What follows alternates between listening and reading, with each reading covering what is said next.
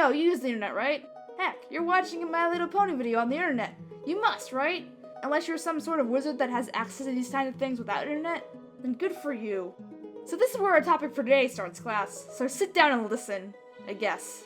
First off, for those who aren't aware, what's a background character? I guess you couldn't tell by that title, but basically a character in the background. They usually have a certain number of scenes, and you either notice them or you don't. Sometimes they have a speaking line or two, and it's inconsistent. Explains why Bonbon's voice has so many different ranges. I didn't put those in my bag. Is she still here? We heard Fluttershy was here. Mine's got rocks in it. Hey, if Warner Brothers needs a voice actress, then there you go. Anyway, in media, this is usually called a cameo.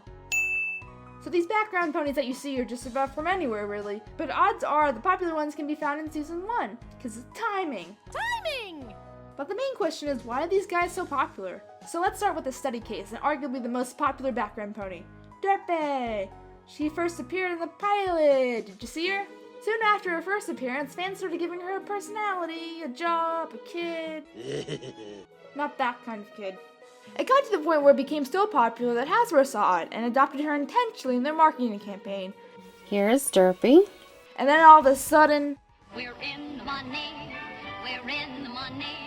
We've got a lot of what it takes to get along. Of course, ever since that one time they gave Derpy a voice and they had to basically censor her, she's been featured with these cute little muffins instead of her real name. Or they'll mention her real name eventually, I hope. But anyway, what makes Derpy stand out?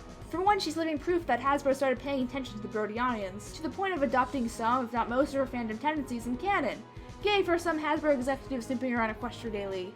Second, her and many of the background ponies in general are blank slates. And I'm sure many fans have a blast giving them personality and traits depending on how they look or what role they play in a certain episode. Plus, now that the background ponies are starting to be more accepted in both fandom and higher up, there's motivation for fans to create these personalities in the hopes that they'll catch on. So they can be that one fan who is like, yo, you know how Colliate, or whatever her legal friendly name is, you know how she's a dentist? That was totally me. Thirdly, Derpy has become a symbol for the brony culture in general, and our influence on the show. So we can be like, yo, look at that pony, we did that. I think John talks about the best from an outsider's point of view. Take it away, senpai. Love the fact that something took place that was just the way I understood it, sort of like a mistake or, you know, an over, and that became kind of a mascot for a whole group of people, and that they ended up deciding to kind of champion that character. I thought that was great. So I know there's also a lot of fan favorites like Doctor Who's, which is basically a legal cool way to get around the whole Doctor Who thing that makes it look intentional, and I'm pretty sure someone out there is convinced that he is Doctor Who, but we won't go into that. But you see what I mean? These characters let our fandom stretch the borders of our creativity, end up becoming a symbol for all the brony, and makes a positive impact on the show. I mean, that's kinda cool, don't you think? So hopefully this makes you think about ponies in a different way.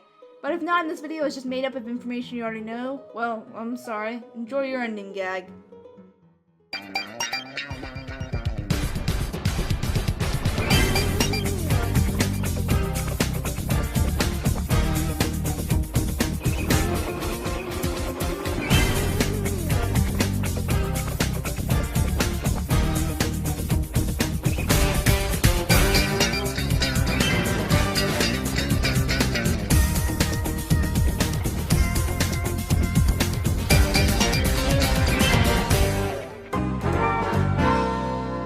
The History Channel presents Where in World War II is Waldo?